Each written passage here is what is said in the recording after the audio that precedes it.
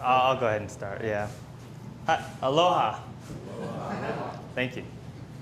So today my talk is on Git and GitHub for Windows. When you take speaker training, one of the first things they tell you to do is never apologize. But I'm going to apologize. Sorry about that. I am on vacation, so I decided that while I was on vacation, it'd be fun to come out and talk to you.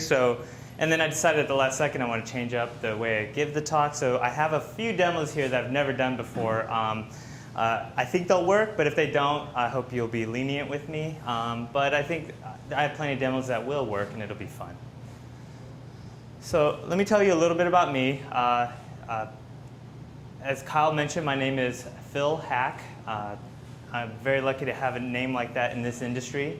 That's my Twitter handle, @Hacked, and that's my blog. So if you don't follow me on Twitter, go ahead and do it. So as Kyle mentioned, I used to work at Microsoft. I was part of the Board Collective. And I actually really liked it. I worked on some really cool projects. I worked on ASP.NET MVC. Any of you used that before? I see one head shake. OK. So that's OK, any of you use Rails? So it's like Rails, but for .NET, for Microsoft platform. And then I also worked on NuGet, which was the package manager for .NET, and finally brought package manager to the .NET world. So two very popular projects in the developer community at Microsoft, and I was blessed to be the program manager on it. And I had a good time. But I decided to leave Microsoft for various reasons, which I'll eventually talk about, and attach some robot arms so that I could hang out with my boy Hubot here, who is our not-so-intelligent agent that runs everything about GitHub. We're just sort of the people behind the scenes, but it's really all about Hubot. And Hubot is an open source project, so it's a bot that interfaces with Campfire or anything you want it to. And you can give it commands, for example, deploy this branch to production. And in fact, we deploy about 30 times a day, and we use Hubot to interface with various systems and do the deployment, and then report the status back into our Campfire room. And so some of the features on GitHub actually come out of that, which I'll show you. So enough about me. I want to hear a little bit about you. How many of you are using Git professionally, like day to day? So, OK. Cool. How many of you are using Subversion? OK, a couple people. What are you guys using that didn't raise your hands? Anyone using TFS? No? OK, wow. It's a progressive crowd here. It's interesting because I know this is a dynamic languages talk, but I like to actually think of Git as being sort of the dynamic language equivalent or analogy to version control, right? Whereas SVN is very static in some of the way it thinks about things, such as history. Whereas with Git, it's very dynamic. You can rewrite history, and people who come from a certain centralized background think, oh, that's crazy. But when you understand sort of the Tao of Git, you understand why that's actually very cool and important. And it's a lot like dynamic language, right? When you come from a static language world, you think, oh, like dynamic method invocation and not having IntelliSense and all that, that's horrible. But there's all these advantages to dynamic languages. So there's three main things I want to talk about. I want to talk about GitHub, the company. And the reason I talk about GitHub, the company, is because I love it so much, but also because I think it gives insight into why we design GitHub.com the way we do, and some of the ideas that we use within our company might be interesting to you when you run your own companies or within your own companies. And then I'll give you a little tour of GitHub.com. I'll show you some tips and tricks that you might not know about. And if there's time, because this talk typically goes long, I'll show you Git. So not too long ago, I was in the W. Anyone know who this guy is? Skrillex. Yeah, Skrillex. OK. So I was in the W, and I ran into this guy. He's a Grammy award-winning guy who won 3 Grammys by making the sound of a 1200 baud modem somehow into music. So I don't know if you're familiar with modems or bauds, but anyways, it sounds like, and then he has a wub, wub, wub, wub, and then it becomes, he wins 3 Grammys. His name's Skrillex. But when I saw him, I realized, oh, I didn't really know him that well, but I knew he was really famous. So it's like, hey, can I get a photo with you? Because I know my coworkers love you. And he's like, sure, where do you work? And I was like, GitHub. And he's like, what do you do? And I was like, And the reason I pause is because when a developer asks me, what do you do? Oh, it's easy, man. We're like Git hosting, right? But what does that mean to someone who isn't a software developer? And I realized what I wish I had said to him was, it's a place where hackers store their code. And I mean hackers in the sense of doers, makers, people who create really cool stuff and then want to collaborate and work together with others. So that's really what GitHub is about. It's really about social coding. So we're real big on this idea that, and this is very much infused in Git in our own culture, that a person working alone can certainly get a lot done, but when you work together, you can get a lot more done and a lot better work done. And we're really big on not trying to be lone wolves. Like at every project at GitHub, we really try to have at least 2 people, if not more, working on it together. Because there's a lot of great dynamics that come out of social coding. And we heavily use GitHub ourselves, of course, but we think GitHub enables that for people distributed across the world working on, whether you're working on open source projects or whether you're working on your own business code. So true story, GitHub was founded over some beers in an informal setting, or it might have been shave ice. But it was a sort of a serendipitous thing where people were at a bar, social setting, relaxed and exchanging ideas, and they came up with the idea of doing GitHub.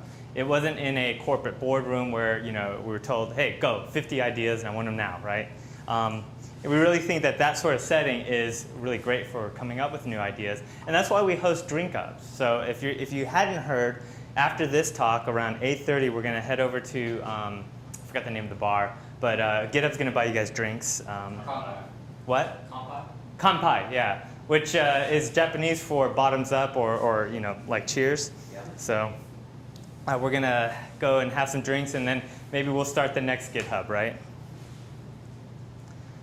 So some things about GitHub that I think are really interesting is that as a company, we have a flat hierarchy. I don't really have a manager. Nobody really reports to anyone else. A lot of times I say we have no managers, but that's actually kind of a lie. The way we think about it is that every one of us is a manager. We're all responsible for the work we do and working together. And in many ways, we're organized like the open source community at large. A lot of people look at flat hierarchy and they think that can't possibly scale. But you look at the open source community, there's no central leader of the open source community, right? Some might say, oh, it's Linus Torvalds, but it's not true. Instead, like teams sort of self-form, and sometimes within a team, there'll be a natural leader who'll say, yeah, I'll kind of take on some of those leadership duties, but nobody reports to that person. If that person's an asshole, they'll just move to the next project or fork it. And so in many ways, GitHub works a lot like that, which I really like. Whereas when I was at Microsoft, not to badmouth Microsoft, but I mean, I had 8 people between me and the CEO, right? Like I feel like I had 8 bosses, Bob. So if you don't know that quote, then I'll explain later. Okay. Yeah. So distributed, 60-something%, I think about 62-64% of GitHub employees do not live in San Francisco. We work remotely. I work from Bellevue, which is near Seattle, Washington. And the way we make that work is we are really big on asynchronous communication. So communicating through github.com, comments on pull requests, that sort of thing, or through a chat room, in rare occasions email. We tried, which is kind of ramped up recently. But the key thing is that it's possible to do great work in a distributed environment when you make it sort of ingrained into your core that you're going to do communications asynchronously, and when you're remote, you're not a second-class citizen. So I know a lot of companies, oh yeah, we have remote employees, but their career path is limited. That was especially true at like my last company, but at GitHub that almost has no bearing. Many of our best employees are distributed. We're bootstrapped. So we recently took funding, but I still keep this in my slides because initially GitHub.com was started by a group of fellows meeting at a coffee shop in the evenings on their own time with their own money, and they never accepted funding to build up the company because they were able to be profitable. And the nice thing about being profitable early rather than trying to take seed money is there's many benefits. One is there's this concept of runway, right? If you take funding, let's say I take $1 million, around it, and I get $1 million, right? Then I start burning through that cash, and you sort of have this runway, like how long before that cash runs out?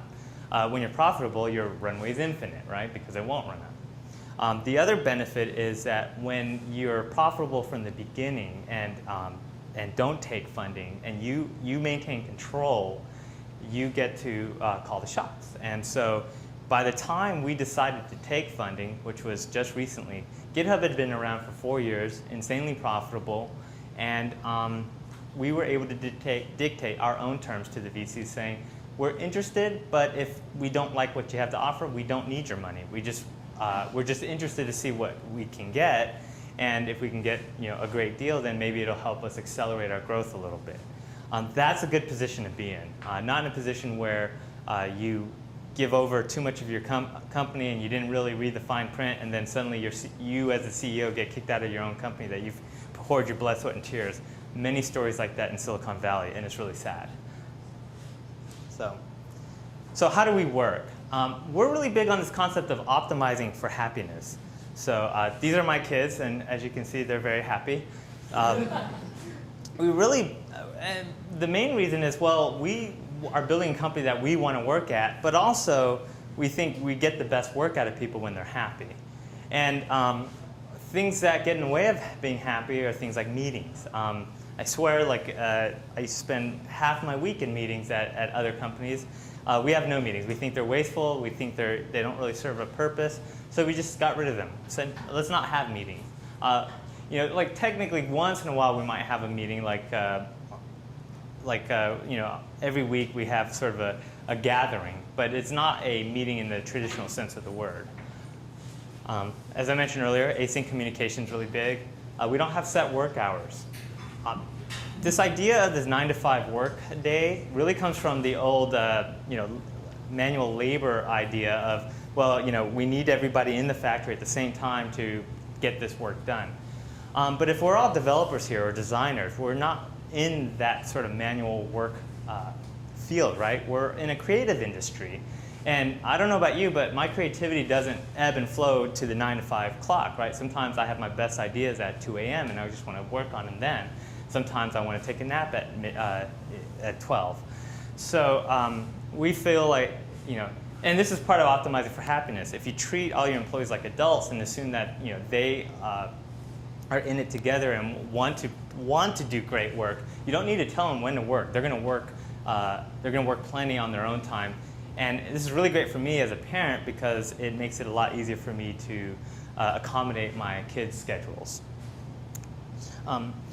Automating all the things. So I mentioned HuBot earlier. We're really big on automation. We take it very seriously. We try to make sure that anything that's rote and boring and makes you unhappy to do it, if it's possible, we want to automate it. And so that's it's actually a lot of fun when you take it to the extreme. And then the last thing is take vacation when you need it, meaning that we don't have a vacation policy that says, oh, you can only have 2 weeks per year or 3 weeks per year. Instead, the vacation policy is take as much as you need when you need it. And as long as you're doing great work, we don't care, right? No one's going to be keeping track of how many days of vacation you took. We have a lot of other cool things, like if you get invited to speak at a conference, like my company will pay me to come speak somewhere, and then I can also bring a buddy from the company because nobody likes to travel alone, all that stuff.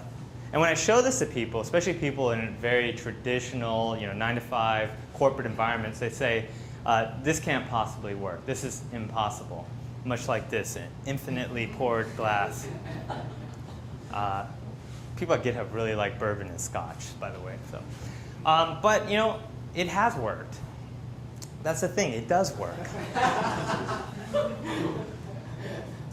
That's one of my favorite. I had to find a place for that GIF, and I felt like that's close as possible. I have it on my home screen. Nice. Okay, so that's enough about GitHub. Those qualities, those principles, that all feeds into how and why we built GitHub.com and the way we built it. So I'm going to quickly switch over to this browser here, and let's just take a quick look. So how many of you use GitHub.com? Okay, great. How many of you have never been to GitHub.com? Okay, So nobody raised their hand for that. So then you're probably familiar with this, so I'll try to go through a little quickly. How are we doing, Tom? Okay, great. So we have the, show you some highlights. We have the activity stream here, so you can see like various people that I'm following and what they're doing. And got to make sure that nothing you shouldn't see is in there. Okay. And I'm going to go to a project that I've worked on in the past, NuGet Gallery. So NuGet Gallery is the website that's the back end for NuGet. And one of the things that's cool that I recommend people when you create a NuGet project is to add a readme.md or readme.markdown file. And when you add it to the root of your project, we will render it. It turns out we render any file that has a .md extension, but the README will show up on the home page of your repository. And so that's a good place for if you're running an open source. Oh, so another question. How many of you are running open source projects or involved in open source projects? Okay, so small, a lot of you, but smaller number. Okay, so I highly recommend if you don't have a README, add a README to it. Add a license. One of the interesting things that I like about GitHub is that when you hit the site, hit a project page, the first thing we put in front of you is the source code. We feel that the source code is the most important part of an open source project. But the README is nice to have there so that people know where to go. You can also click commits, and you can view commits. Each commit shows you the hash, or the SHA. The SHA is basically the identifier for the commit, and it's one of the most important concepts in Git. So you can navigate and see what's changed. Here we deleted this line. Cool. We recently renovated our graphs. So this is pretty cool. For example, we can see contributors over time. And let's let that render. And oh, somebody finally passed me. So every time I've given this talk, I was in the front on NuGet, but my half-ogre, who's Drew Miller, who just joined GitHub recently, so maybe his will go down too, just surpassed me and commits to this repo. Another cool thing, so definitely play around with the graphs. They're a lot of fun to look at. Let me just show one more. Commit activity. So we can see that commits are down over time on this project, so I need to go whip some people into shape. The other cool thing is there's a lot of keyboard shortcuts, and if you hit the question mark on any page, it'll bring up the set of keyboard shortcuts that are available on that page. So not a lot of people realize that. For example, if I go back to the code page, I'll bring this up, and you notice here there's this T. T activates the file finder. So this is one of my favorite features because I use this all the time to navigate a code base. I hit T here, and now I have incremental search. So I'll search for package, repository, or tag-based package curator, whatever. But you saw that it instantly filtered that list, and you can quickly find whatever file you happen to be looking for. The other thing you'll see here is, let me find another file. Let's see, package. Maybe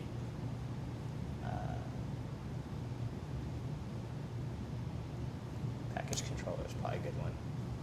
The other cool thing is when you get to a file, you can see who contributed to this. So you can see that I did, half-ogre, Pranav, David, and David Ebo.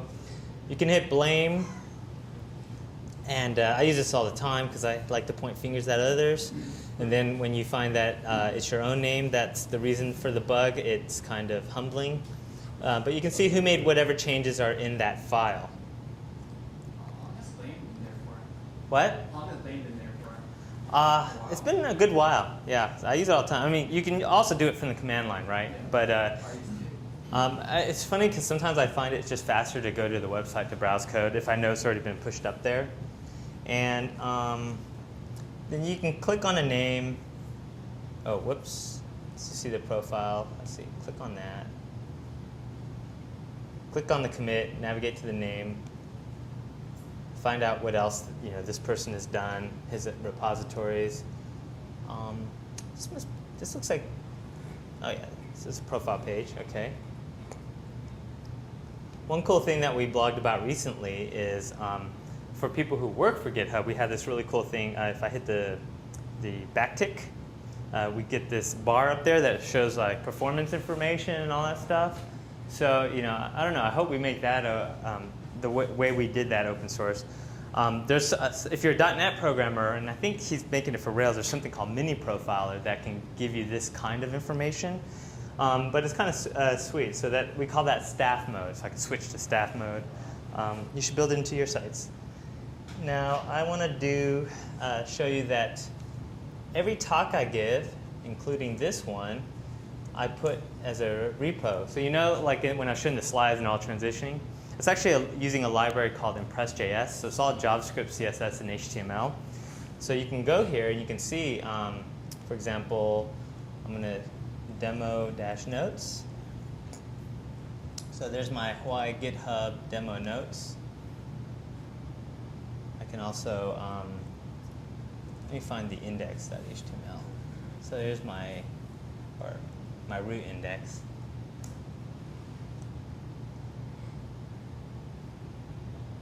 Okay, so I haven't added anything for Hawaii here, right? So, why don't we edit it right in the browser?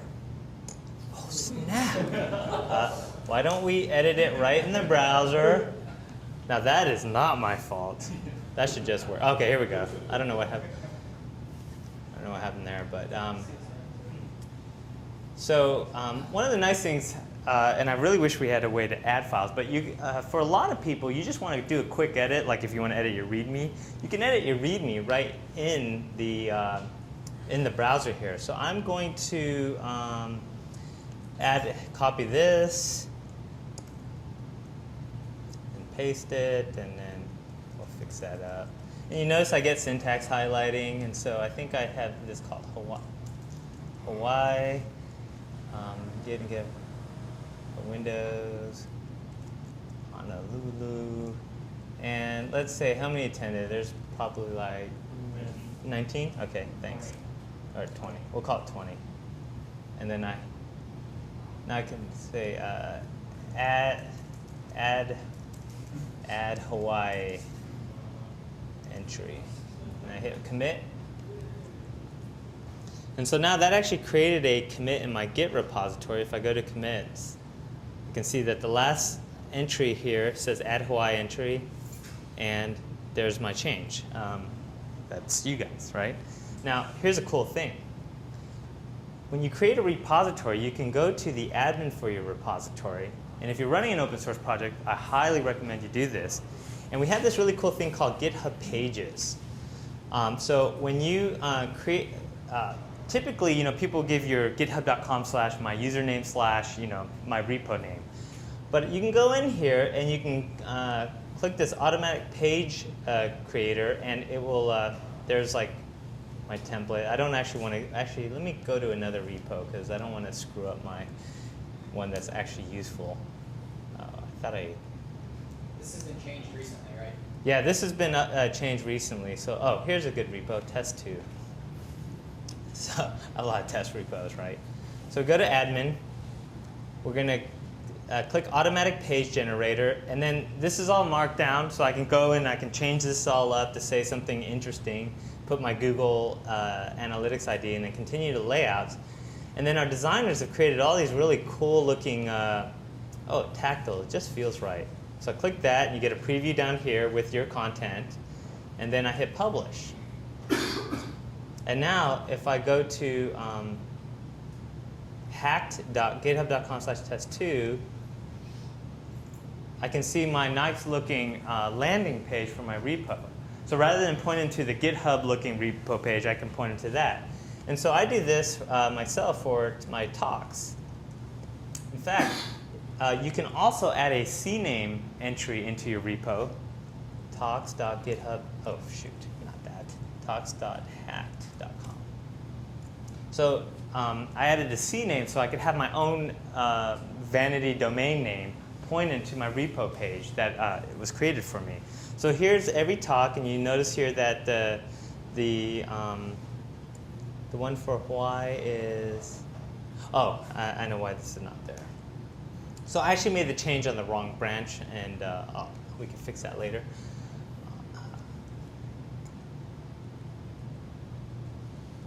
Let's go back to talks. Create pages for primary repositories also.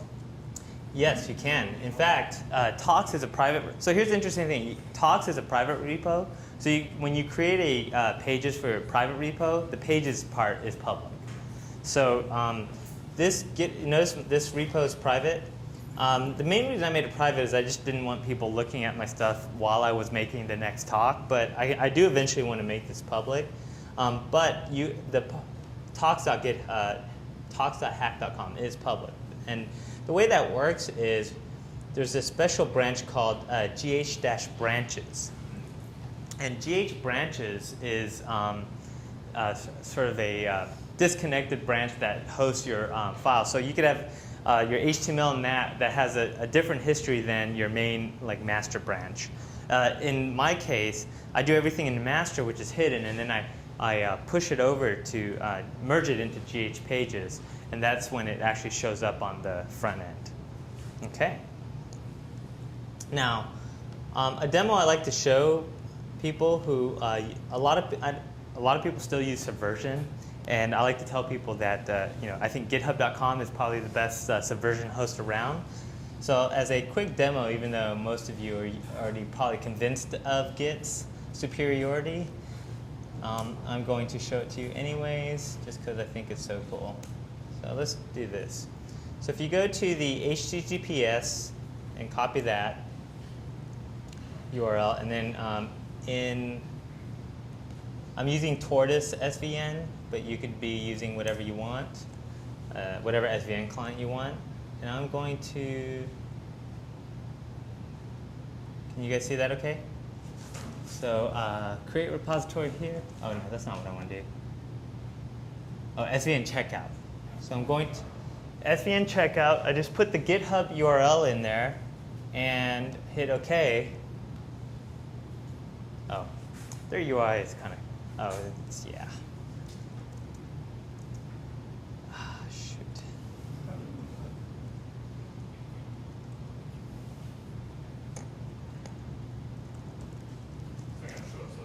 Yeah, I'm going to have to disconnect for a second.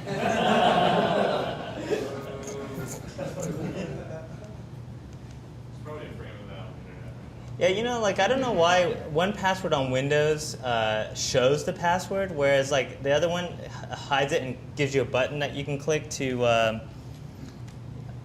just copy it to your clipboard. So.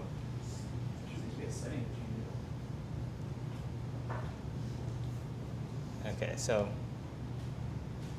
it's good because I might need that for another demo anyway. So, all right. So now Subversion is trolling me. Come on. Oh, here we go. And you see there that I'm actually checking it out in Subversion, and I can use Subversion to edit, commit, push, and basically pretend that I'm working against a Subversion repo, even though it's Git behind the scenes.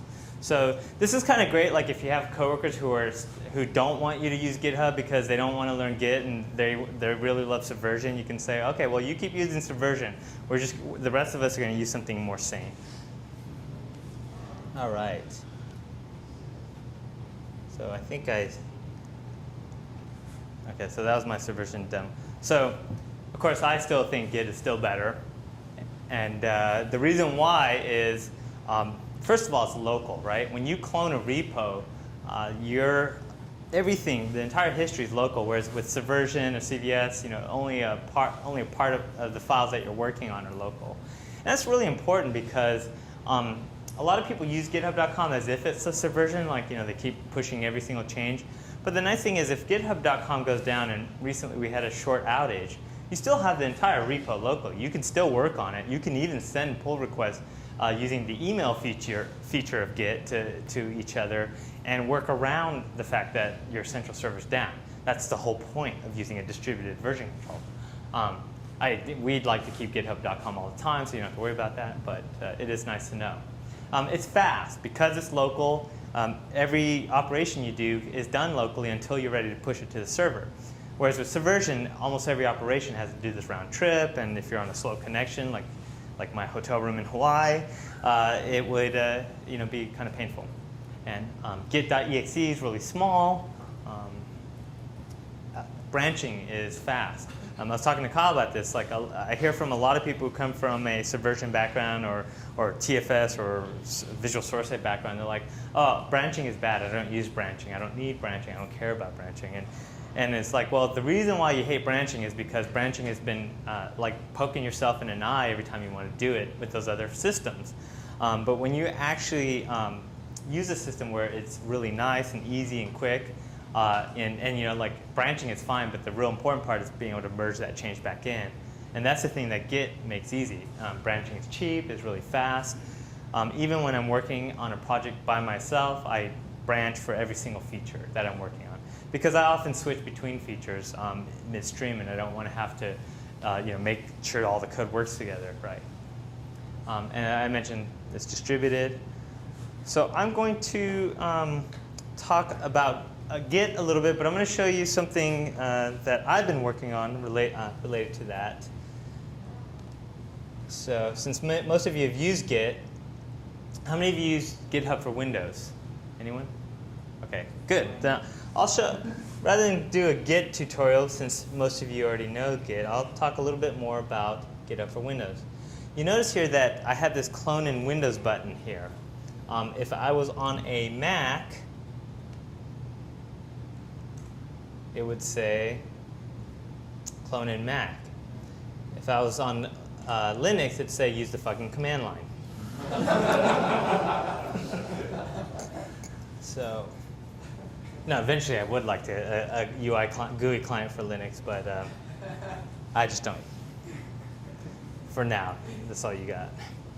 OK, so when I click that button, you notice there that it's actually cloning this repo locally. And this is GitHub for Windows. Let me show you where you can get GitHub for Windows. You can go to windows.github.com. We have this nice big green button. You click that, it downloads, installs it. If you click it in IE, it actually works a little better just because it's a click once app. For those of you who've ever used Click Once, it's kind of a pain, and we're actually working on something called Shimmer to replace it. So if you're looking for an open source project to get involved in, and you like writing installers technology, which, I don't know, maybe someone out there is a masochist, you could do that. But anyways, let's go back to, that's where you can get it. And what we tried to do with GitHub for Windows is really target people who don't necessarily want to know all the intricacies of Git and want something that's easy and quick to start off with. But then also for Windows developers, solve a lot of the pain for those who really do want to use Git. So one of the other things that we install with Git Hub for Windows is the Git shell. So I'll bring that up. Hold on. So let me show you something cool about it. You can go to Options, and I can use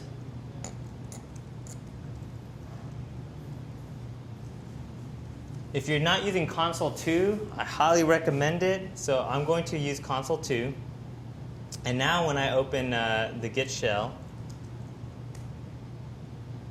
I could also do it from a repo. So let me show you that too. If I go navigate to a repo, I can go to open a shell here.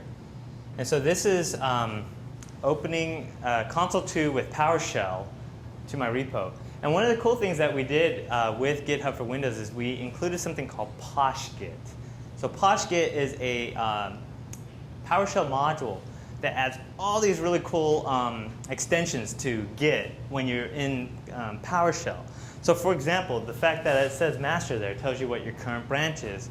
It'll tell me the status of that branch. So let me notepad to do blah blah. Save that.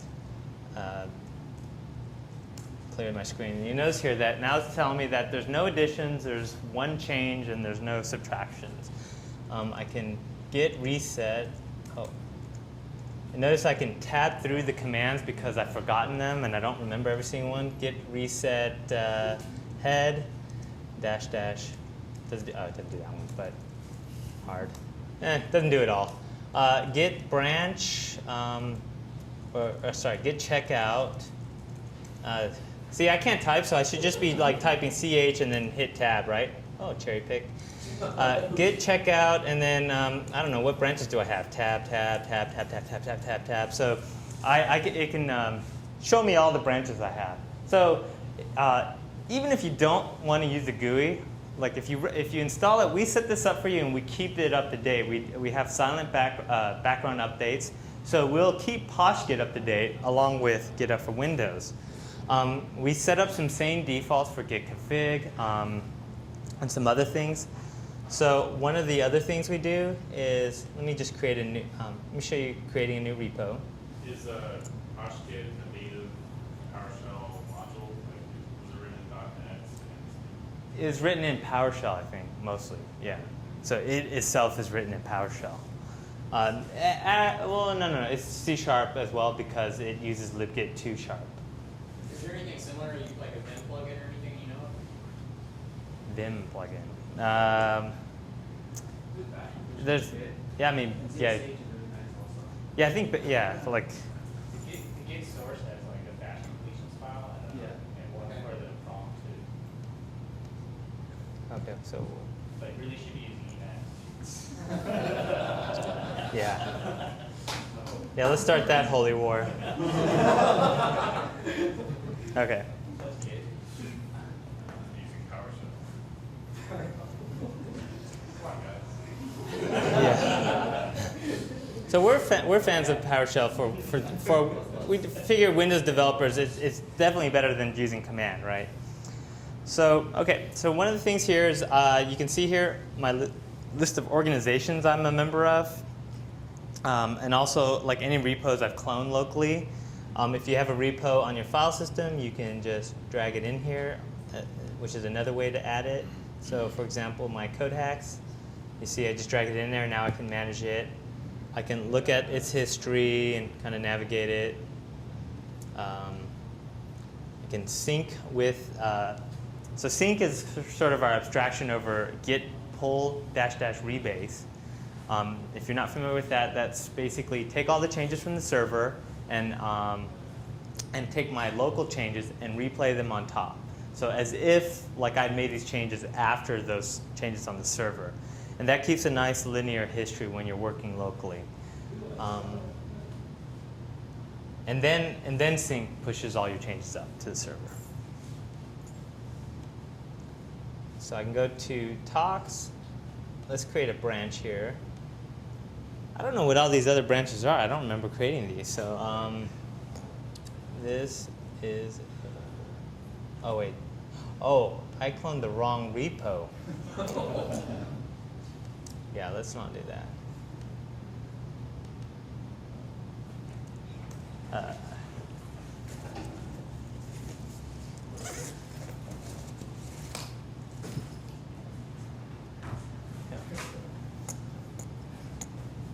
Stand by for technical difficulties. There we go.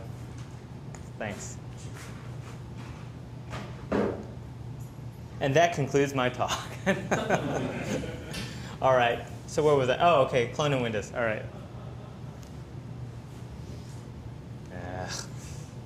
So there's still some features we need to improve. Like for example, if you have, I thought we fixed that actually. No.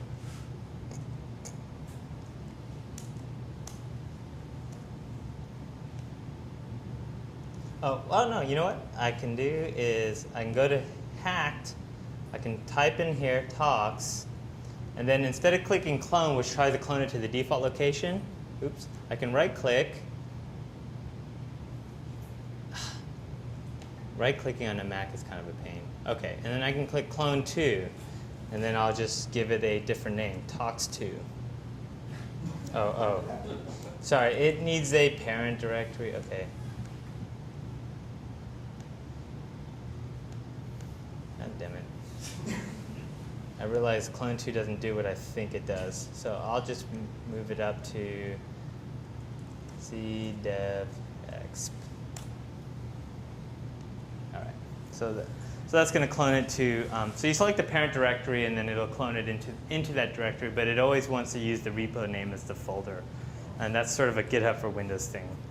I don't think Git requires that. All right. So, and the reason I'm cloning this is I want to show you branching and merging. Meanwhile, while that's working on, let me show you this other thing called Seagate. So Seagate is a little side project I worked on. It's open source. It's available on GitHub. And I'm always looking for people to help out with it. And what I really wanted to do was I wanted a way to help people understand how Git works. And I created this as a way of visualizing Git repositories in real time as you're building it, so that I could use it to explain how Git works for people. So why don't I, while this is cloning, I'll just create a new repository and I'll call it foo-bar-baz because I'm so creative. And we're not going to push it. So you notice I can push it to GitHub after I create it, but I'm not going to do that. I'll just create it. And then I'm going to browse for that repository that I just created here.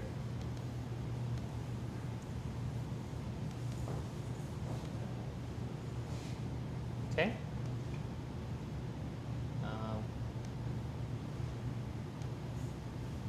So you'll notice here, when I created that brand new repo, there's these Git attributes and Git ignore file already in here. So it's one of the things that we try to do is solve the perennial problems for Windows developers. So what is the big problems with using Git on Windows? Anyone want to venture a guess? Too many files included. Too many files included, slow. I would say line endings, right? And that's often related to the too many files. Being written by Linux, I think Windows support was an afterthought, or if they thought about it at all. But part of the reason why there's such this problem is this whole auto CRLF, true, false, and then you get these religious wars where everybody gets in a big battle about, well, it should always be true or false. And the right answer is it should be the same for everybody on that repo, right? So if one person decides they're going to do false and everyone else is doing true, or vice versa, then your repo gets in all kinds of screwed up state. So there's a little known feature called Git attributes, which is added a little bit later in the Git lifetime, but it finally put the settings in the right place, which is the repo, because that's really the source of truth, right? If you're going to work on my repo, I want you to follow whatever my repo standards are. And so we recommend a pretty sane Git attributes that sort of once and for all should hopefully solve the line ending problems when anyone's working on this repo. Now, I'm going to, the other file we suggest is a git ignore file that is typical for people working on Windows. The git ignore file, there's an actual repo. I can't remember the name, but you can actually go and submit pull requests to our git ignore files because we have this huge list of them for various platforms and development types. So I'll just make an initial commit. Let me do this over here, initial commit, and let's see what happens. Bam. So let's zoom out. That's kind of big. Okay. So you can see here that we made this initial commit. So a commit is this SHA of all the files that are in that commit, and if there's a parent, that's taken into consideration. And then master is sort of just this annotation, a label, if you will, like that says, oh yeah, this commit is where master is. So I'm going to make another commit. Let's open and explore. Let's add a new file. And blah. So if you were using the command line, this would be git add -a, or a -a to add it to the index, and then git commit -m with your message. But for us, you can choose what files you want to commit. So if you had multiple files, I could select them. That's one reason why I actually use the GUI for doing commits, because I like that feature. Also, if I start typing a message, you notice here how it started to, I don't know if you can tell, it sort of turned gray there. So there's this convention that the first line of a git commit should be about 58 characters. And if it's more than that, then you'll get your head chewed off by Linus Torvalds, because for some reason people still use like line break or use line delimited with email editors, which I think is ridiculous. Should just word wrap. But anyways, that's just my opinion. So hello world, more cool changes. And so, oh shoot. So now you see that I added this new commit. There's a SHA of it, and it's pointing to the old commit, but master's changed, right? So what's cool is if I go to the shell on this repo, I can show that why if I do git reset head ~1, which is the syntax for the commit but previous to head, you notice there that that commit's still there. It's still in this graph, right? It's just that I've just moved the pointer. And this is why I like reset so quick, right? I'm just moving the pointer. In fact, I can go git reset AC6027CE. And now I'm back on master. So a lot of times when people shoot themselves in the foot with Git is they accidentally do something that puts them in a state where they feel like they lost commits. And that's where we usually tell them there's this command called git fsck and physic. And it'll show you sort of like what's happened recently. And if you can find that commit in your graph, then you can get back to where you were, just like I did, right? Like, you know, in this case, I have it in my graph, so I can see everything that's happening. Let's see what happens when you branch. And I mentioned earlier that branching's cheap, right? So let me prove it by creating a branch here. Let me show you this in full scale because it looks ugly otherwise, and we're really big on aesthetics. So, okay, I'm going to create a branch called Aloha because I like that better than foo. So I'm just going to move over. And you see here that all it did is put a label there. It didn't have to copy all the files over like in other version control systems. It just said, oh yeah, you created a branch. I'll just add this little label here, Aloha, that's pointing to the branch. You'll also notice that that's green. That's the current, that's the head now. That's the branch I'm on. So if I switch branches and switch back to master, master turns green. Switch back to Aloha, Aloha turns green. That's how quick it is to switch branches. Now, that's because there's no changes, right? If there's a lot of changes, there might be a slight pause as it tries to change out your working directory to that branch. Let's make another commit. So I think I have, I'm going to copy foo, copycat, and then I'm going to make another copy. Just, I'm not going to actually try to simulate real work. Now, let's look at our graph here. And we can see here that Aloha is 2 commits ahead of master. So when you see those terms ahead and behind, the nice thing here is that I'm making these changes, but master's still around. It's just pointed to this thing. So if I switch back to that,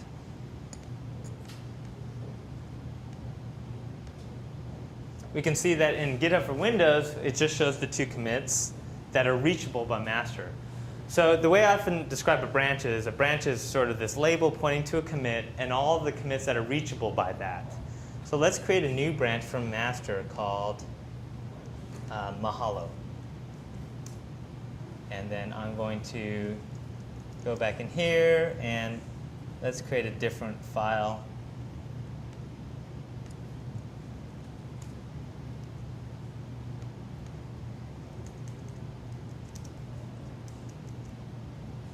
Okay, so now things got interesting. My histories diverged, right? So Mahalo is a commit that points here, and you notice that if I hover over this, I can see that this is the Mahalo branch, all the commits that are reachable. So in Git, we talk about the data structure of Git as being something called a directed acyclic graph, DAG. I think that term was invented by mathematicians. It's clearly a mathematical term because mathematicians like to make things sound a lot harder than things are because they want to sound intelligent and they want to keep you out of what they're doing. All a directed acyclic graph is, a bunch of nodes and some arrows pointing in a direction, right? So I can't go backwards. I can only go this way. And I can't have any cycles or loops because that would make for a crazy history, right? Because that's what this is. This is a history. It's like a genealogy graph, right? You can have more than one children. You can have more than one parent even when I do a merge.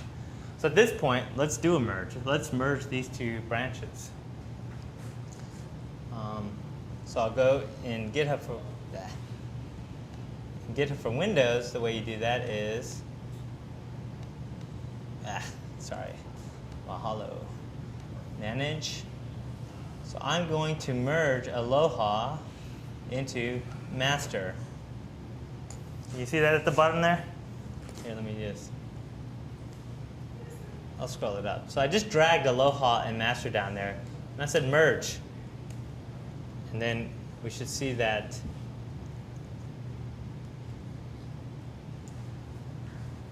there's a bug in Seagate. So what you should see is an arrow pointing. I just pulled in some commits from other people. That's my excuse. But that probably broke this. But there should be an arrow pointing here. And what we've done is we created a merge commit, right? A commit that points to both parents. And so if I ever want to go back to where Mahalo was, I can always check out this one and be there. But right now, both Aloha and master point. Oh, no, this is right. This is right. I meant to merge Aloha and Mahalo. That's the problem. Now let's try that. There we go. So Mahalo now is pointing at this commit, which is a merge commit, meaning that it has two parents, right? This branch and this branch. And so when I highlight this, you can see that every commit is reachable. So this branch is all commits reachable by that, and you can see the whole entire graph. Now, typically, when you're looking at things in a lot of UIs like GitHub.com, you don't see the whole graph, including the commits that are no longer reachable. So for example, I'm going to git reset. Let me make sure that I'm on the right branch. OK, I'm on Mahalo. This is kind of a nice thing about using console 2 is I can actually see through it at the graph. I'm going to pretend I planned that. All right, git reset.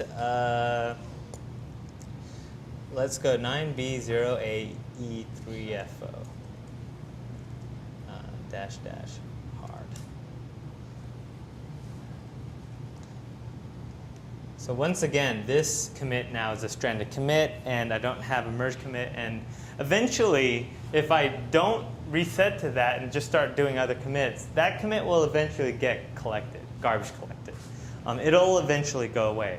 But for the most part, as I mentioned, it'll be around for a good while, especially on your local machine. It might get pruned if you push to GitHub or if you pull down from a server. But if you're working locally and you get in a state where like commits are gone or it's something you lost some work that you committed, the best thing to do is not to panic and to remember that Git is this big graph and it's all there. You just need to figure out where it was. And the features that I'm working on next for Seagate, when I have some time, is I really want to demonstrate what a rebase is, right? And the way I was hoping to do it is something along the lines of, let's say this is test, and let's say master is here. A rebase would basically take this commit and move it to the end, and then you have this nice linear history. I haven't yet figured out how I'm going to manipulate Seagate to make that work, but I think that is kind of a nice way for people to visualize what a rebase is. Because a lot of times when you talk about rebase, it sounds real complicated. It sounds like some magical thing. But it's really simple, like when you really think about it. It's just saying that, well, when I made this commit, I was on here, but someone else made all these others, and I want to pretend that I just actually made this change at the end of theirs, right? Cool.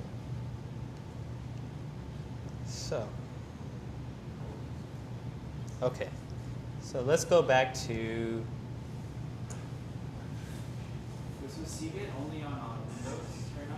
Right now, Seagate only runs on Windows. I would love. Other ones for? I'm using some libraries that I don't think are available on Mono, but if anyone is good with Mono and can make those graphics libraries work on Mono, I would be happy to accept that as a pull request.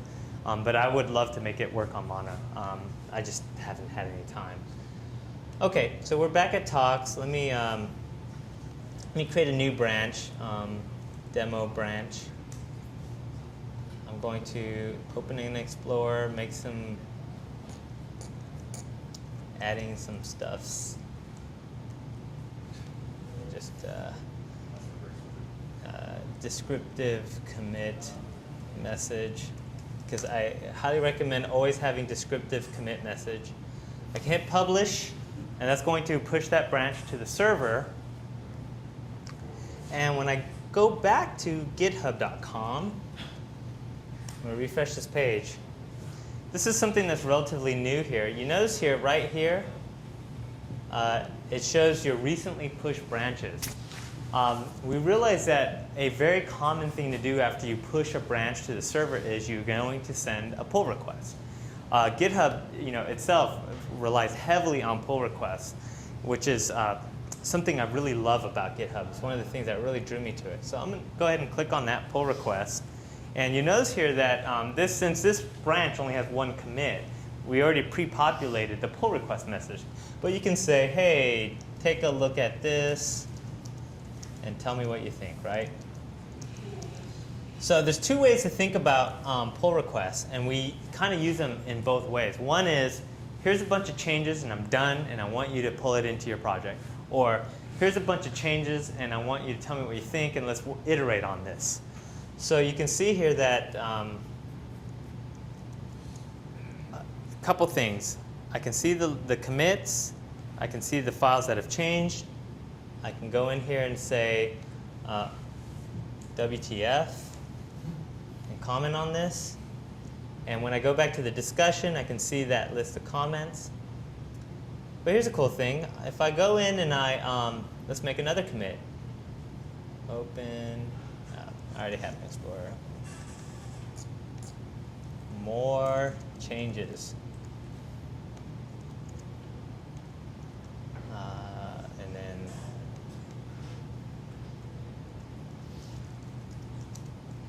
now I'm going to click sync. And if you remember that, it's going to pull if there's anything to pull, and then go ahead and push it up. Git push origin. I don't know why it's taking so long.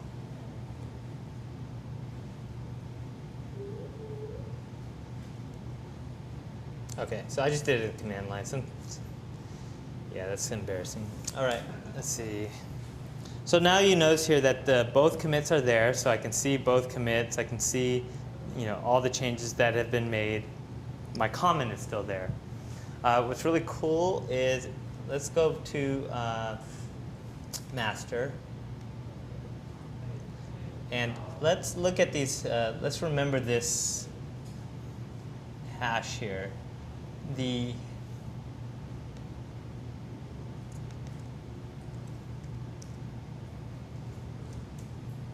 So this is the hash of the commit that I made that comment on, right? So I'm going to go over here. I'm in master now. I'm going to make this change. I'm going to commit it. I'm going to open a shell here and push, since it's faster, origin master.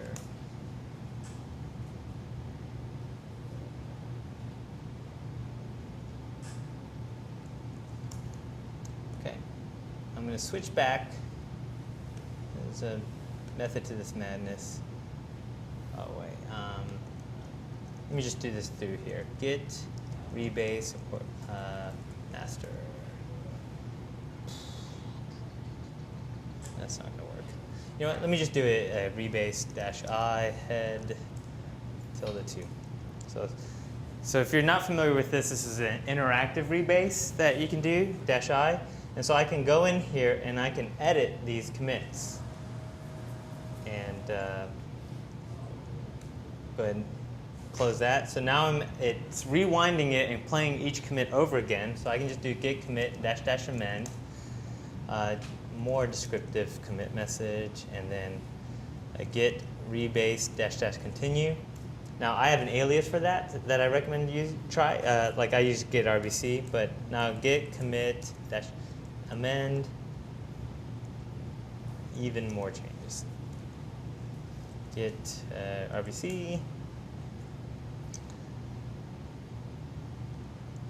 Now I've changed history. All those SHAs are different, and you notice that PoshGit is letting me know with yellow that I've deviated from origin.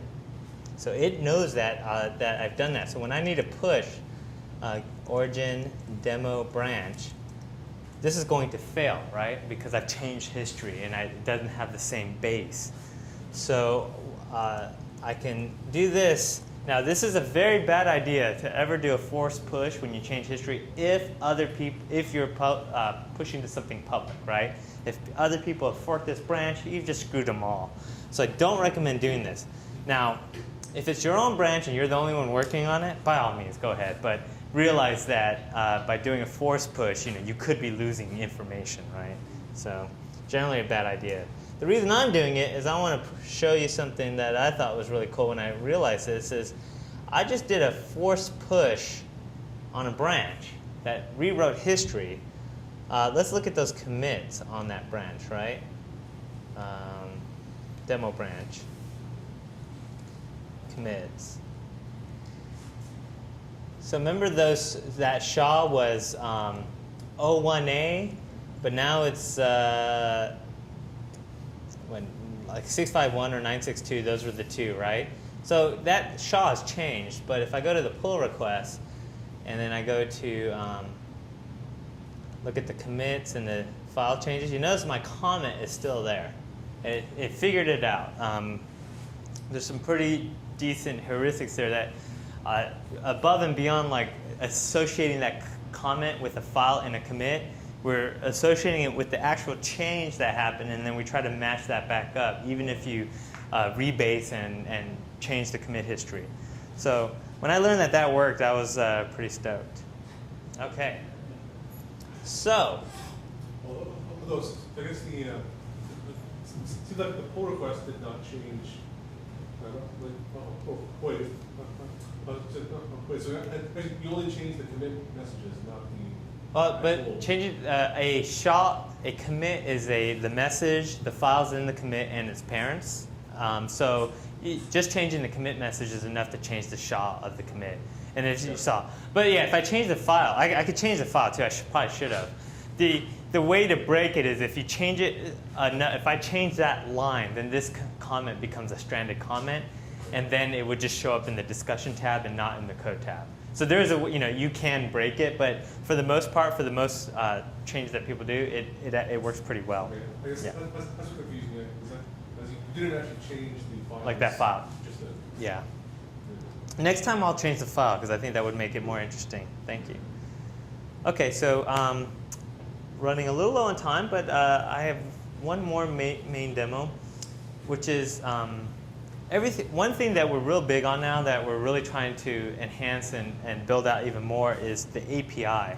So if you go to developer.github.com/v3, this is the documentation for the GitHub API. Everything is done through JSON posts or GET and POST requests. And you have access to a lot of really cool stuff here. Is the OAuth required? No, you can also do basic authentication over HTTPS. So, PowerShell. yeah, so let's see. Let me just, I had one open for this. Okay, so for example, this looks better when it's in a text file here. So I'm using curl, which is just a command line tool for issuing requests. So I'm making a request for a Easter egg called /octocat. And I piped it to a text file, and you can see that you get the response, and then we get this nice ASCII octocat. And then there's a story about the Mona Lisa. Okay, but that's not interesting. What's more interesting is, okay, you know what? I bet I don't. Okay, how am I going to do this with the, oh, all right. I'll think about it. So if you look through the documentation, one of the cool things we have is we recently released is this new commit status API. So the basic idea there is I had this pull request, right? And you notice here that there's this merge pull request status, and it says this pull request can be automatically merged. What it's telling me is that there's no merge conflicts. There's no changes in this branch that are going to conflict with master when I merge. But before you hit the green button, you probably want to know more than just that, right? Ideally, you're using continuous integration. You have a unit test suite, and you run all those every time you push a branch to GitHub. And you want that to figure into this. And so we actually created an API where you can add the status, add statuses to commits.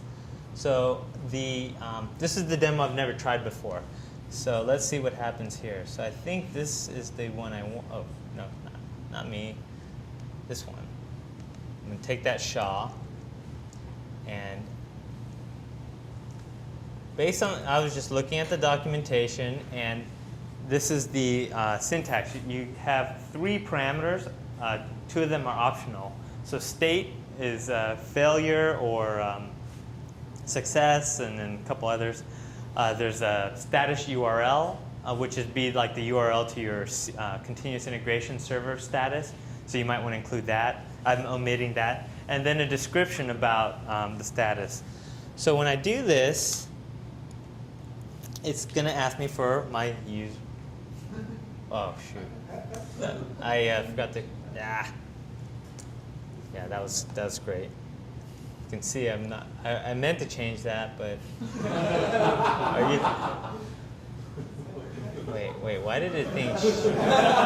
Okay. Why did it think shit was? Okay, so. Okay. Do you still have your password in Clipboard? I hope so. I don't know. Oh, you got the hash. Did that, the hash. Oh, you're right. Shit. Let's type the water again. Yeah, okay. One sec. Yeah. I probably wouldn't care so much because it's quick to change it, except that it's being streamed and there might be someone just waiting to take a screen grab of Phil's password.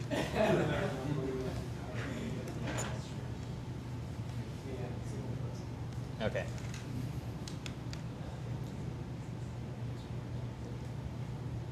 Now the question is, I wish the interface would at least like tell you how many characters you've typed here, you know? So, okay, let's try this. Fingers crossed, hope that works.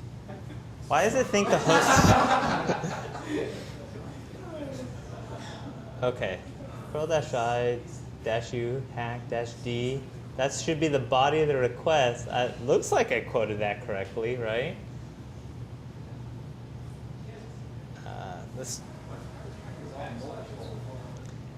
Yeah, it's. If it's PowerShell, you'll need a tick. It's fucking PowerShell. Yeah. Need a backtick. Or let's not use PowerShell and then see. I don't need PowerShell for this. Okay. We'll try one more, and if this doesn't work, I won't bore you with my pathetic attempts to do this. Okay, so state. Failure. Yes, that is the state of this demo. Description. This shit is really broke. And curly brace, single quote. Okay, HTTPS. github.com/repos/hacked/talks. Statuses, it's the longest URL in the world. Oh. Now 651A0. I wonder if this works with like partial. Well, let's see. Because. Okay, sorry, backticks? Tell me about these backticks. Just put a backtick before every one of those spaces. Every one of those spaces? Description, put it back in the space. Oh, you're saying like this? Yep. Are you kidding? That's the escape character. You need one before and before you want to, yeah, you're gonna need one before this version. I think that will be fine. Yeah, I don't think, yeah. Yeah, I don't get it. So it looks like dash. I need something. Yeah, it sent something. Oh, you know what? Let's try a different approach. So if you're on Windows, there's another tool that's very useful called Fiddler. And this might be a little bit easier to do this. So we just need to, I haven't used Fiddler in a little bit. Oh, that's right. Yeah, you know what? This demo is toast. But maybe I can show you. Okay. All right. So I didn't show you this, but let's see if I can show you the.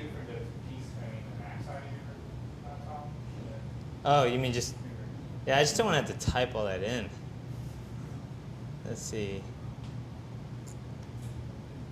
Okay, so. Okay, so you can see here what would happen is you would get, you notice here that we had the status, failed, build number, blah, blah, blah, failed in 169 seconds, and then there's the link to the details, and then I can still merge this pull request, I mean, if I really want to, but it lets you know to merge with caution, that this failed some build, that some automated process of yours has determined that this is failed with caution. So really cool use of the GitHub API to sort of help enforce your continuous integration process. Okay. So that was the last thing I wanted to show. Unfortunately, that didn't work out the way I'd hoped. But like I said, I decided to do that demo today as I was prepping. And we have 5 minutes left. So let me see if I have any other slides to show you. I don't think I do. Oh, okay. So if you want to learn more, again, windows.github.com. If you go to talks.haack.com, that's where all these slides are located. The parable of Git is a really great example that I like to show people who want to understand how Git works. Git is sort of like a real simple set of tools against a real simple data structure, but in that simplicity, there's so much power and so many different ways of using it that it gets real complicated for people because there's so many different ways to solve the same problem. ThinkLikeAGit.net is, I highly recommend. That was probably the first time I actually understood Git, was when I read that site. Up until then, I was treating it like Subversion or whatever, and I was sort of getting by just copying what other people were doing, like looking over the shoulders as they were making commits. But ThinkLikeAGit is actually what gave me the idea to create Seagate, because I realized when you can visualize the whole thing and understand how things change as you're running the commands, it really helps you understand how it works. And you can start to reason about, well, when I make this commit or make this change or do this reset, what is actually happening to that graph? Better Git with PowerShell. So this is a blog post, pimping my own blog here. But this is talking about PoshGit and all the cool things PoshGit does. Of course, that post is now sort of defunct, considering that we include PoshGit, there's a URL for that, in GitHub for Windows, which is a much better way to get it than the way I wrote about. And then there's Seagate, which is the repo on GitHub if anyone's interested in trying it out. Or one thing about Seagate, if you point it at a real repo with lots of commits, it might crash because it's not really optimized for visualizing huge repos. It's optimized for teaching right now. Not to say I wouldn't like it to work in that situation, just that I don't have enough time to make it that good. But so, any questions? Yeah. Got a question. Let's say, is it possible to undo a merge? Let's say you had a build or something, and you merge, and you realize that merge screwed up something. Uh-huh. Is there a way to undo the merge? Sure. So, I mean, let's think about first principles, right? So a merge is just yet another commit, right? So if you've done it locally, you can just roll back to whatever the parent of that merge that you want. If you've pushed it publicly and other teammates have already forked it, then you're a little bit screwed in the sense that you probably don't want to pull it back. But you can do a revert commit, right? Which would basically be a commit that reverts all the changes made in that previous commit and bring you to, actually I don't know what happens on a revert on a merge because like you'd probably have to choose which head you want to keep. Okay, so yeah, so Okay. you can, yeah, that makes sense. Yeah, I figured you'd have to be able to choose. I've never tried it because I tend to use a rebase-based workflow so that I don't merge a lot. Also, before I forget, there's GitHub Stickers here, so on your way out, you can grab grab a few if you'd like. Also bring some to the drink up as well. Any other questions? Did you design HashiKit, or do you know the team that worked on HashiKit? Yeah, the team is a guy named Keith Dalby, and it's a side project. He works on it as open source. Did he try to make it match the Linux command Git? Because PowerShell things are way different. I don't think he tried to do that, but I'm not really sure. He also has, I don't know if it's him or others have created Posh HG and Posh Subversion. So there's a whole series of, these Posh version control modules out there. So I don't really know like what was his inspiration. I guess the PowerShell paradigm is like a ver, like guess, dash, or stuff now. Oh yeah. So his is more a way of extending Git rather than trying to create. So he doesn't create his own Git commands. He just extends when you type in Git and you do Git space rebase blah whatever. You're actually he's hooking into that and giving you these extra options. So you're still running Git exe. You're not running PowerShell commands over Git. Yeah. So a couple other things. We heavily use libgit 2#, which is built on top of libgit, which is a embeddable version of Git that's a library. So if you're looking for another interesting project and you know C or C#, those are all great open source projects to get involved in.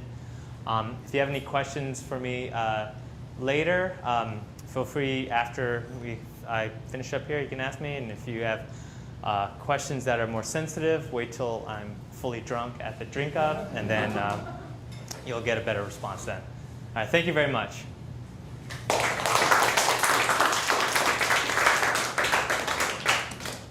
the drink up is pretty much now, right? Yeah, We're gonna that's go over to